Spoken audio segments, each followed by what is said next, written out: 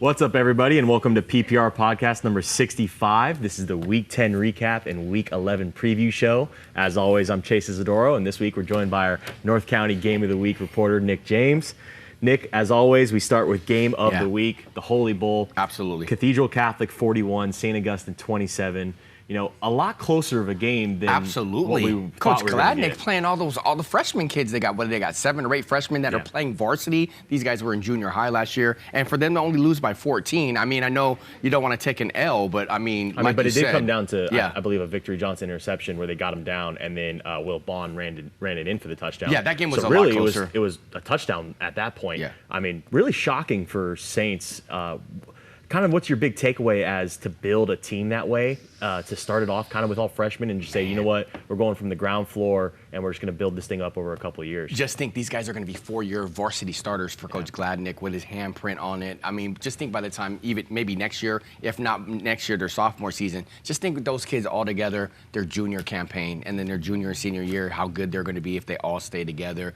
That team's going to be pretty salty and fun to watch. They're fun to watch now, but in the next couple of years, as they get older and as they keep working together in the chemistry, I think that team's going to be really, really salty in the next couple of years. I didn't think they'd be this good this early. You know, I was kind of expecting like, all right, they might get 2 wins on the year, but they played great games against Helix, great games against Cathedral, and they've pulled off some great wins this year. We've always talked about Brady Palmer, great quarterback, and he looks like that dude's a baller. His ceiling's going to be high, but another high ceiling kid is Parker Johnson, someone who really, when I watched them the first time in 7-on-7 that game on over Poway, the summer, I remember. And we got his interview. Yeah. I mean, he balled out, and he balled out in this game, 3 touchdowns. Take the effort that our underclassmen put in, and we could build on that going forward. This offseason, we're going to work very hard, and we'll bounce back next year. I think that combination between those two, if we could get that together for 4 years, they're going to be, I mean, the sky's the limit for that team. Really. It'd be very comparable to in the North County at Del Norte with Schneider and Ty Olson. I mean, Ty's a sophomore, and I believe Jack is a junior, I believe. I believe so. And so, and you can see the chemistry. I see the chemistry with them on Friday nights, how they just like Wonder Twins activate. Same thing with these 9th graders. These guys were, like you said, it's covering 7-on-7. These guys were in 8th grade, in middle school, junior high, a few months ago. It's so shocking when you cover them. And in the interview, I go like, hey, like, what grade are you? He's like, I'm a freshman. I was like, you're kidding. Right? Like, they're so advanced nowadays, man. Like, and that's what the 7-on-7 circuit does for you. I remember back in the day, when I was playing at Chula Vista, it was passing league, and it was like, okay, you play, hey, and you're done, and it's not. Now it's like that part of that grind. Like, I mean, these cats are going to Vegas, they're going all over the country, getting in that work, and they're on that circuit, and they're getting this work in. They're running routes on air, working on chemistry, and it really helps when the fall comes and you strap on the pads, and you're like, hey, I know he's going to run here, he's going to bend there, he's going to go up the middle, so it just works out. I feel like these freshmen nowadays are so much more developed, and I'm feeling like I'm old here saying this, but back when I was in high school, which was not even that long ago, 2014, if anybody on our freshman team played against the Cathedral varsity team, we would have got whooped, and we would have got tossed aside immediately. Right. Now you see so many of these freshmen and sophomores balling out at this level. It's incredible to see just how young these kids are coming up and how advanced they are in their game, and it's awesome to see because then you get to see them for multiple years and hopefully more good things to come from them. And I think that also goes back to the kids. I think they're starting in the Pop Warner. They're taking it a lot more serious than in years past. I mean, we're seeing cats now 11, 12, 13, like, okay, we need to get it cracking before we get to high school. That way, when we get to high school, we know we're working to get a scholarship to play at the next level. Back in the day, it was like, oh, we're playing for fun. Now it's like, okay, I'm trying to get my education and I think paid for. we've seen that a lot in the James game. You've seen it firsthand. I got to, when I shot it this week, that Javon Williams kid, when you showed me the highlights to put on the James game, the kid's ridiculous. Like, at that age. I mean, it's nasty. So incredible to see these young ridiculous. kids. Yeah, they're just doing work. Yeah, for sure. But, obviously, Cathedral's defense comes up big again, as they have done all season, and another great win for them. I don't know if they're going to be in the open. They might be because, their losses are to, massive Cathedral really scheduled up this year. They really did schedule up. I don't know where to put them, though. We'll have to see if they go. If they're in D1, they're definitely a title contender with that defense. Yeah, I absolutely agree with you on that. that. So now we go to another team we want to talk about for the open, and a team you got to cover this last week, Carlsbad defeating LCC And really, I guess LCC was their biggest opponent coming into this Avocado League, but Carlsbad walks away 35-0. Their 24th straight Avocado League victory and their 4th straight Avocado League title. They're becoming, the big bad up there. What was kind of your takeaway from them now? The takeaway for me that night, I think Julian Sand, Mr. 5-star, as Bree Savant calls him, he threw it around a lot, but he only threw, I think, for about $162, and he ran one in. He actually didn't even throw any touchdowns that night. And Mason Walsh, I think he had 15 for like 85, and he had 3 touchdowns. His name's been popping up for like the last 4 weeks now. 9 touchdowns in 4 weeks. And Coach Mack's been doing a really good job. Him and Doug Brady, their offensive coordinator and their DC and their quarterbacks coach, they work in hand. They're trying to mix it up. Because when you take away Julian, okay, then you take away Zach Marshall. Then, okay, if we're going to take away that, then we have to run the rock. And the last couple of weeks, I've been seeing how much more balanced. They're much more balanced. Early on, it was like Julian, sling it all around the lot.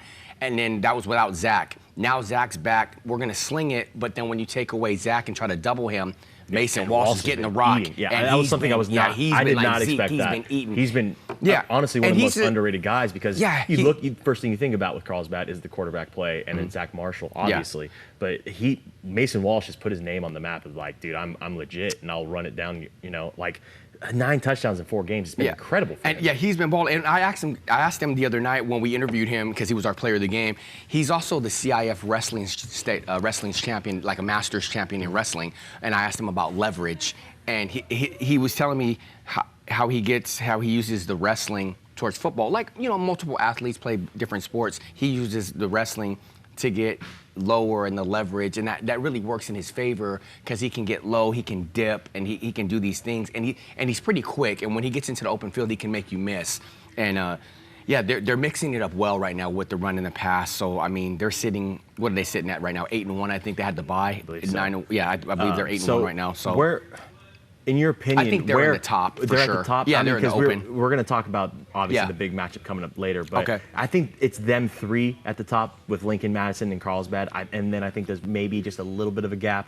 But they've been phenomenal all year, and I think they're going into the open. And and I agree with you totally on that. And I think the chips are going to fall, as we'll talk about. But I think Mission Hills, huge win on the road at El Camino on Friday night. So that's going to put Coach Hauser's group probably into the open. Yeah, especially with how much the Avocado sways that way because they play so many teams. It might push them in. Yeah, it might push them in, and they play really good talent, like you said. And then Poway has a big game this week that we'll talk about. So one of those teams will be in the open. So like you said, the 3, and then I think Mission Hills will be in there, and then Poway. But we'll talk about that later in our next segment. But I think one of those 2 will get that 4th and final spot, and then whoever does not get that spot obviously is going to drop down to 1. Then you got to worry about if Cathedral's going to be in the open if they go to 1, because there's like 4 spots in the open, then 6 or 7 teams that could jockey for that last spot because Lincoln, Madison, and I say Carlsbad at this point, and Carlsbad are in the open, right? Even whoever wins that Lincoln Madison game this week, I think they have to. I think those 3 are in, and then I think Mission Hills, Poway are jockeying for that other spot, and Cathedral, they're all right there for that last spot. So this other team that obviously had open aspirations to start the year, but they lost all the big teams. They've been phenomenal since that game against Lincoln. The South Bay Game of the Week recap: Mater Dei 55, Bonita Vista 0. Mater Dei's, for lack of a better word, pointless record, because it's not pointless, but they've held every single team to no points. 232-0 in the last 5 games. How do you feel about this Mater Dei team? Because it's not like they were getting crushed in those first games. The Lincoln game, I think they got crushed. Yeah, honestly, but they are still solid and have so much talent. They do. Once it comes around to the D1 playoffs, I mean, I wouldn't be out of pocket to say that they're might be the favorites for D1. Yeah. I don't know where to put them at the moment. I do think they're going to be at the top, and I think they're going to give everyone a run for the money. I'm a South Bay guy. I graduated from Chula Vista High School and all that.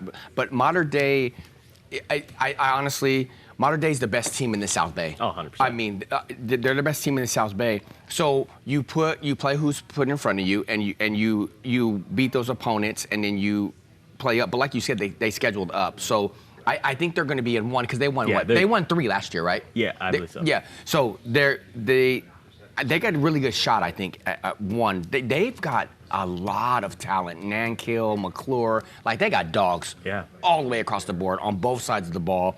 And they're peaking at the right time. One more game left in regular season, then playoffs. And so it's cool for them to set their own mark of like, hey, we know we're going to beat these South Bay teams, but let's set our own little. Yeah, the first 5 they scheduled up. Yeah, we're going to set our own whiteboard material, though. Let's not give up a single point, and they haven't. That's impressive. Now we get to a couple of quick recaps with some of these stats being presented by EC Preps, who's at Twitter at EC_Preps_SD. Crawford, I shot this game, beating Hoover 58-12 in the Battle of the Boulevard. Crawford moved to 8-1 on the season, securing the Central League title. It's their first league title since 2015, and it's their first league title in the City Conference since 2004. This Crawford team has quickly become one of the coolest teams to watch, one of the most entertaining teams to watch. I get it. They don't play the greatest competition in this county, but there's just so much fun. There's so much fun to watch. Everything on the sideline. And again, they beat who's put in front of them. Yeah, exactly. And Hoover, Will Gray, he's just trying to do the best he can with what he has, and that's the numbers are low for them and things of that nature. Crawford's dealing with that as well, but they have ballers. I mean, when our game of the week, they played at Coronado. That Hamadi Sharif running back. Yeah, he's a dog. So cool to watch. That young man is a dog. But one of my favorite moments from the game was they were already beating Hoover, and they weren't being flashy about it, or they were just enjoying themselves on the sideline. Hoover overthrew a pass, and it was just throwing it away. It went right to Coach Marquez, and he went to go catch it, and he dropped it. And the amount of players that got in his face and made him do push-ups on the sideline, I was cracking up. Did he actually do them? Yeah, I think that he did like 15 push-ups. It was awesome. That's awesome. And then every single big play, he's celebrating with his guys. Yeah. I mean, to me, he might be coach of the year for what he's done this year, and I think a lot of coaches and they have in this county. He has probably like Coach James does at San Diego High when he coached there. He has probably 25, 30 kids at Crawford? Yeah, it's not a lot. They don't have a lot. And a lot of their kids are going both ways. Yeah. Like a lot of the smaller schools, the kids are going both ways. But I mean, he's getting the most out of what he has. And I think it goes to how he connects with those players too. You could see it on the sideline. Like he's not just the head ball coach; he's the leader of the team. Yeah. And I just love to see that. And I think a lot of coaches in this county can take a lesson from how he handles his players, because I think he does it all the right ways. Yeah. So big shout out to Coach Marquez. Yeah, and he's one of those guys that he's a player's coach. And what I mean by that is, we're gonna run through a wall for you. Yeah, and 100%. He's that guy. There's some coaches you're playing whatever, and you don't really want to. I don't like the coach. I'm not going to go that hard for you. And I think a lot of coaches get that I'm going to run through a wall out of you in certain different ways. Yeah. But the way Matt Marquez does it, he feels like he has pads on. That's how it feels when he's on the sideline, man. Absolutely, absolutely. And then we got to talk about Helix 42 over Grossmont 17. Scotties. They take the musket back for who knows how long it's been now. Ryland Jessee, we reported as he broke the school record. He actually tied the school record with 6 passing touchdowns. He tied Alex Smith's performance versus Monte Vista in 2001. Either way, tying it, breaking it, incredible performance, and he's been really incredible for them, especially these last couple weeks. He's been throwing a lot of touchdowns. And then we move on to Ramona beating Oceanside 22-14. And according to EC Preps, this was Ramona's first ever win against Oceanside. Against the Pirates, huh? Yeah, first ever in program history. It's pretty remarkable, to be quite honest. Because Ramona's always been such a great program, and I guess Oceanside has been too, but to never beat them once. So big shout out to Ramona for that one. The Bulldogs. Yeah. Now we get to one of the greatest PPR shows we're going to have this Friday night, and I say that because there's so much on the line. There is. We have the Avocado League wrapped up with Carlsbad. Crawford took the Central. UC took the City. I believe Escondido Charter has taken the Pacific League. Palo Verde has taken the Desert League. And Christian, I believe, has taken the Eastern League. So besides those ones that are locked up, every other league title is on the line. Now, some of these teams might have to play other teams. There might be some things that have to be moved. The Grossmont Valley League, there's moving pieces. El Cap having to beat West Hills, they'll take it. But if West Hills wins, Santana and them can share. There's a lot of moving pieces. But we have, outside of those, we have 8 winner-take-alls where the 2 teams that play each other this Friday night, winner gets the league title. Nothing better right before the playoffs. We got the Coastal League, Santa Fe Christian versus Bishops, of Bishops teams that I love their offense. But that Santa Fe That's gonna be Christian, a good game. that Santa Fe Christian team can run it down with so much. Jeremy run the Love, ball. that young man's a baller, Yeah, and he balled he's a out on hooper too. Saturday. I actually seen him in hoop. I don't know, that young man can go Yeah, in he's hoop. very I good. don't know if he's better in hoop or football, but that young man can go in basketball. He's very athletic, and you shot that game on Saturday. And I shot Bishops a couple weeks shot ago. Bishops a couple weeks ago. That's going to be a really good game. That's going to be a very good game. Is that a Friday game or Saturday? I believe they're all on Friday. It's a Friday. I Okay. believe. That's going to be a really good game. Central versus Brawley out in the desert. So we got even a league title shot out there. Metro Mesa League, Mater Dei versus Eastlake. I don't know can Mater Dei, Eastlake's probably the toughest test to put points on the board finally against Mater Dei, but I wouldn't be surprised if Mater Dei shuts them out again with the way they've been playing. The Metro South Bay, Montgomery versus Hilltop. I'll take the under in the Montgomery. Yeah. The Montgomery defenses, Hilltop game. the defenses. That game will be really low scoring and played pretty close to the vest. I mean, if the total's like 30, go under. That's a 10-7 game, 7-6, 12-9, something in there. Montgomery D's up, and so does Hilltop. That game will be low scoring and fought in the trenches. That'll be a good low scoring game right there. So those 4 winner-take-all games are not part of our games of the week, which is crazy to say. But so the rest of them are game of the week, and really I've said probably game of the year about 4 times this year. This one takes the cake. 9-0 Madison at 8-1 Lincoln for the Western League title, and really probably going into the playoffs, the person who can call themselves the top dog at this moment. This is a college recruiters blue chip. Go to that game and get a bunch of cats in one spot game right there. How do you think that plays out? Because obviously I've had Lincoln as the top dog because it's not just Roderick Robinson, it's the defense. We have DJ PV and Chris Fuel pass rushing. We have Josiah Cox and Chris White in the secondary. Micah Valenzuela, Journey Tala have been great at pass rushing as well. Lincoln's got They're their so skill good set defensively. I don't know how many of their kids are going both ways this year. I know a lot of them, they've been trying to concentrate on just staying on one side of the ball, but all their skill cats are so good. Yeah. I mean, just when we watch them in 7-on-7 over the summer, we're like, you get it, 7-on-7, it's routes on air, it's a little bit different than you put the pads on, but that's that's transferred over from the summer. Like, these guys are getting it in the summer, okay, go put the pads on, all good, same thing, and they're just on it.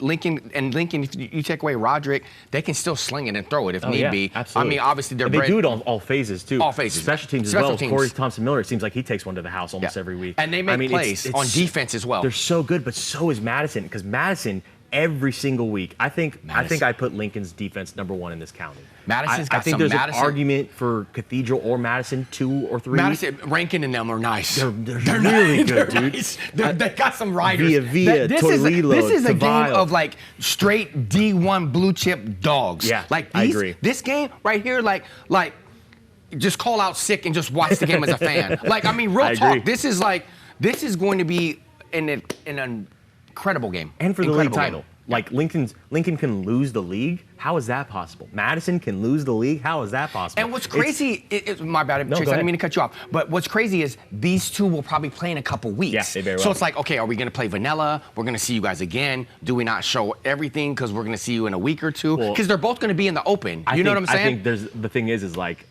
there's the argument of, do we show everything? I don't think you need to show anything when you have Roderick Robinson. I don't care how good Madison's defense shows up. They might be lights out. That dude's still going to eat. He's still going to go for over 100 yards and probably 2 or 3 touchdowns.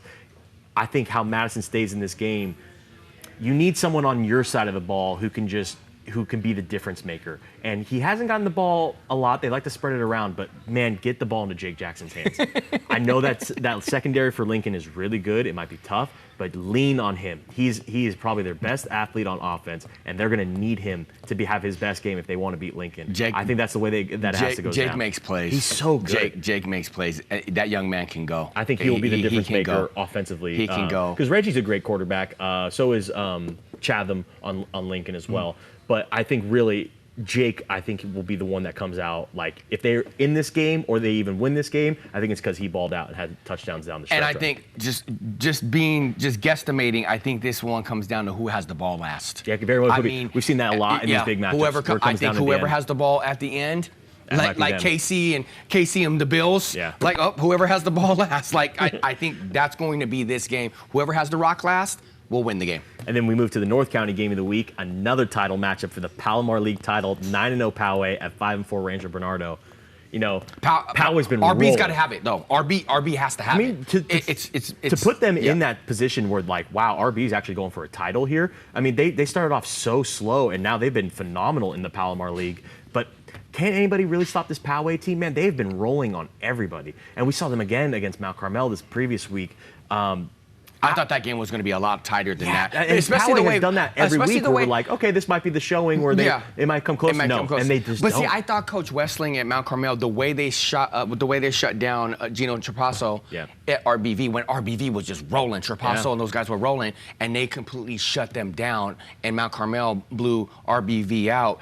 I thought, okay, Mount Carmel's going to scheme up and take away Connor Rath for Poway and make someone else beat them, but they beat them up pretty good. So I was like, ooh, I didn't see that one coming. So it's like, ooh. Rath continues to just be phenomenal every Friday night. What did I tell you guys last year when we're sitting over there at 2 a.m. eating pizza? Yeah. Tell everybody what I said, Chase. The guy deserves to be on Underclassmen of the Year. He deserves to be on the Silver Pay Scale. I was like, this dude is a rider, and we're not even talking about him. This guy is a straight dog. Now he comes out and he's balling. But I was saying this like last year and the year before that, in the COVID season. I'm like, this young man can go. Yeah. I'm like, this dude can go. So then we have the National City Mile Car South Bay game of the week. When Mater Dei and Eastlake are going for a title game, and that's not the game of the week, you know it's a special moment because 3-5 Castle Park's taking on 5-4 Chula Vista the for Spartans, the Metro Coach Pacific Bannister, title game. Coach Bannister and the boys. I mean, I can't even think the last time Chula Vista was going for a league title. I believe Castle Park's last one was 2018.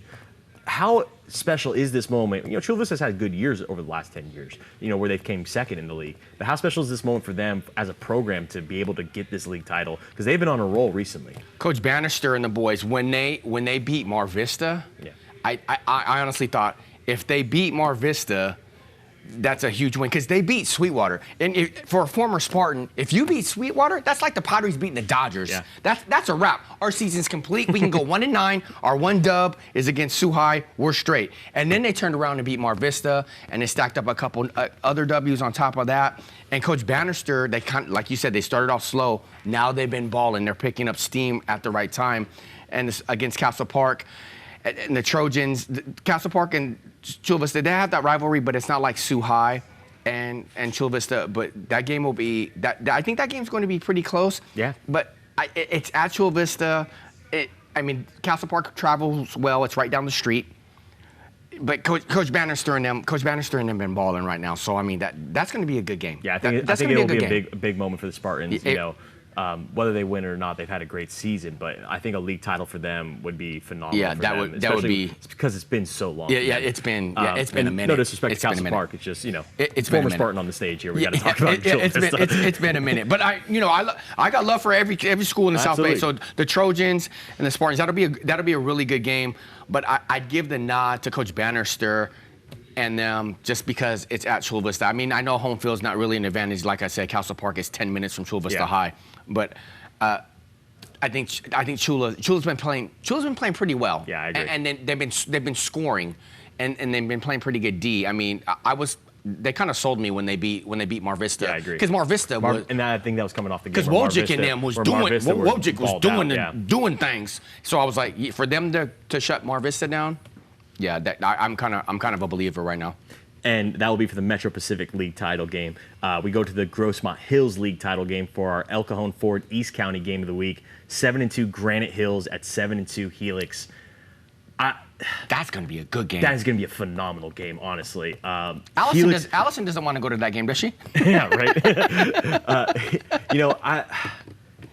I don't know if I can say that Helix won't walk away with the victory here, but I don't think I'll be surprised if Granite Hills wins. I think I'd be more surprised if this one is like Helix blew Granite Hills out, honestly, because this Granite Hills team, they are so good defensively, and the way they run their offense with Tomasello and Parlin Sanders, they're so dynamic.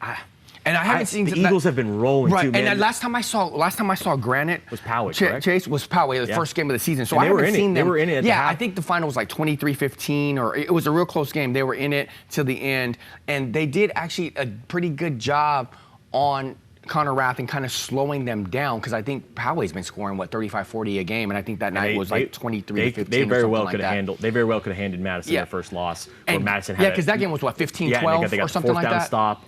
Where I don't think even Granite Hills wanted to hike the ball, but someone hiked it, so then it went the other way, and Madison drove down and won. They could have very well handed them that loss. This Granite Hills team is very, very Joaquin good. Thomas and those guys, they can go. I haven't seen Helix, so I haven't seen what they do in person. Really I know Dude, Helix. I know they're really, really good. I just haven't seen them in running person. back is a baller. I've seen the highlights. Baller. I just haven't seen them in person. Yeah, Like I've got a chance to see Granite, but I saw Granite, which seemed week 1, which is, like 11 weeks ago. So I mean, I thought they were going to be pretty good back then when they played Poway at Poway. A tough loss for them, but Granite was right in the game. And yeah, Helix has got some dogs too, though. I think it'll be very similar to the Madison-Lincoln matchup, where it's probably going to come down to who has the ball last. I was just about to say that. I really do think it's going to be that close of a game. I probably pick Helix right now, but maybe that's just my mind saying. Is that game at Helix? Yeah, I believe so. Okay. I think that's just my mind telling me that it's Helix, so why wouldn't you pick Helix? But after watching Granite Hills, I would not be shocked at all if they got this win, and I think it would cement them going into the playoffs because they've had a phenomenal season. Are both of them everybody? Are both of them in 1? No, Helix is in 1. I believe Granite is 2. I believe Granite's Granite's in 2. Yeah, I believe Granite's in 2. Yeah. I think they were going to be one of the top dogs in 2, regardless. Yeah. 2's going to be pretty loaded too, though, right? Yeah. Yeah. 2's going to be low. Isn't I was just looking over you and I a were lot talking? Isn't 2 going to be the strongest one we thought? Like you and I were talking one day. I think D1 this year is incredibly so strong. 1 and 2 are going to be pretty stout. Strong. I know it's D5 ball, but D5 has 6 teams right now that are ridiculously playing, like Army Navy, who's we barely cover, but they've been phenomenal. Escondido Charter. There's been so many good. When you look at these divisions, you're like, man, they're really top heavy, which is going to make for a really good playoff run. But then we get to the Jersey Mike City game of the week, the only one that's not a winner-take-all game because UC has already wrapped up the City League. 2-6 Patrick Henry at 7-2 University City. When you watch Sam Cooper, what's kind of your big takeaway? Because we're getting down here to when we're going to have to decide who's going on the Silver Pigskin podium. For me, he's on there just because he does everything. It's not just how he throws it, it's how he runs the ball, how he plays defense at linebacker. What's kind of your takeaway when you watch him? It's crazy to think. I remember I was watching Sam, and he was a sophomore at Lincoln. And so he was slinging the pill as a 10th grader, and then he transferred. And it's crazy to think that normally when you're a quarterback and you're playing both sides of the ball, you're normally your defensive cat is normally, and if you're a quarterback on the other side of the ball, you're normally playing safety. Yeah, safety. Or you're playing corner, yeah. or you're playing corner, right? Sam is in the mix, yeah. Like Junior Seau, like he's playing in the cut, playing backer, making plays. So he's just a phenomenal athlete. I can't wait to see him where he decides to go for college and watch him play at the next level, whether it's QB, linebacker, or whatever. He's really exciting to watch. Patrick Henry's down a little bit, but I mean, when you get to that game, you throw the records out of the window. Yeah. And I mean, I think this UC team has just been. UC is probably going. UC has been beating the brakes off of squads this year, and I don't who gave them their 2 losses anyways. Do you remember off the top of your head? I want to say they lost one. Did they play someone from LA or something, or did I believe they lost Orange one County? I believe they lost one out in the desert. I want to say it may have been Brawley they lost to. I can't remember off the top of the head. It was early in the season, and since I'm looking at this. I'm like, wow, I didn't even phenomenal. realize they had 2 L's. Off the top of my head, I can't remember exactly who they lost to. But it was early in the season, and then since then they've been phenomenal. And really the way they run the ball. Sam Tote Harris has been incredible. LaDainian Lawrence incredible. Yeah. A guy who doesn't get the ball as much, but we all know how good he is Caden Dawson at tight end, and he plays great defense Going as well. to Boise State, too. I mean, they're so good. Dre Gardner has been incredible these last Dre couple Gardner's weeks. a rider, too. I mean, this UC team, they're really shaping up to be title contenders for the CIF. I wouldn't be surprised if they win their CIF. They go for a state run. Yeah, they're so well rounded. Yeah, they are. They're very balanced. Yeah, they are. They're very balanced, and they're skilled guys, just like Lincoln. Like they got straight dogs. Yeah, and they weren't as good as the beginning on defense. Yeah. And since then they've been phenomenal. They've meshed. On the they've side. meshed they've meshed. Yeah, I like UC a lot. Obviously, they've already won the City League. They'll be the only one that's not a winner take all. But man, so many winner take alls. Basically, every single game that comes up next on the PPR this Friday night is going to have a league title on the line, or at least half of them. It's just going to make for great television. I cannot wait for that. Chase, just to play devil's advocate here, if so Poway's 9-0 playing RB. I'm not talking about this because it's the North County game of the week. Everyone's been talking about, will Poway be in the open? Will they be in the open? If RB beats Poway, Does that send Poway down to D1 because think they it'd catch have that to. L because their strength of schedule isn't that great? Would Poway I mean, drop down? We're already talking about Mission Hills possibly being the number 4, and that would kick Poway out. Even if Poway goes undefeated, which I think would be wrong to do. If they take a loss to RB, they're definitely in D1. Okay. And then it's crazy that the margins are that razor thin. But then you're also talking about, before we even get to the other Avocado teams, you're talking about where does Helix go? Because they only have 2 losses. Where does Cathedral go? Because they beat Helix. So so Coach Hauser, that win at El Camino, did that solidify putting them in that last spot in the 4 hole? Because what's going to happen probably is Carlsbad tinkering, maybe they're the 1 or Lincoln, vice versa, however that plays out. Assuming Carlsbad is the 1 seed, Mission Hill slides into the 4 hole, then it's 1-4. Then you're going to have Lincoln and Madison play again in the 2-3 matchup, and they're playing this week. And then they're going to, like we said earlier, they're probably going to play again in the playoffs because those top 4 teams in the Open. I wouldn't be shocked if somehow Mission Hill slipped in. At the same time, though, I think it might be just a little too top-heavy with Helix, Cathedral in front of them. Because at the same time, it's like, okay, Cathedral's lost, big games. They lost to Madison, they lost to Lincoln. But at the same time, they beat Helix. So how do you put Helix in there?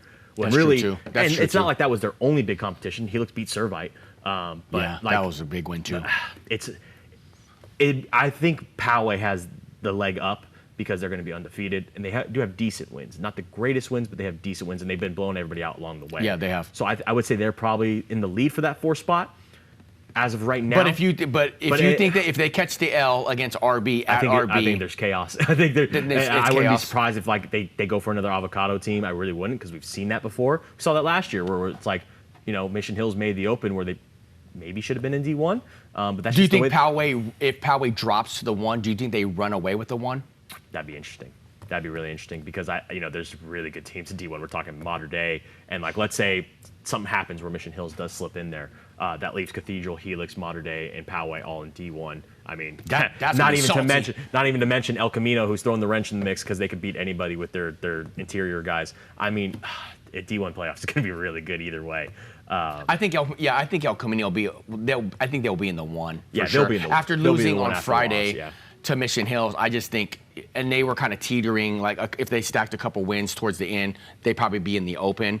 But I talked to Coach Hobbs during the season. He said he was pretty confident they were going to be. He was pretty confident they'd be in D1. This is the crazy thing too, is that it's not just the league title up for grabs. So many of these teams have the Open division up for grabs as well. They can't slip up now, and it's not like they're going against easy opponents. Granted, Hills could beat Helix, and then boom, it's gone. There's no tanking in high school. No, there's no tanking. Everything's, and I love that. I love the tanking. system like that, where it's we're playing up. Yeah, we're playing. So it's gonna be a great Friday night. Can't wait for it. But that'll do for us here today. Tune in tomorrow for the PPR podcast number 66, where Paul and Bert will bring on Bo Furtig and Brandon Stone onto the podcast. Going to be a great one to get all 4 of those together. But until then, that'll do it for us. We'll see you guys next week.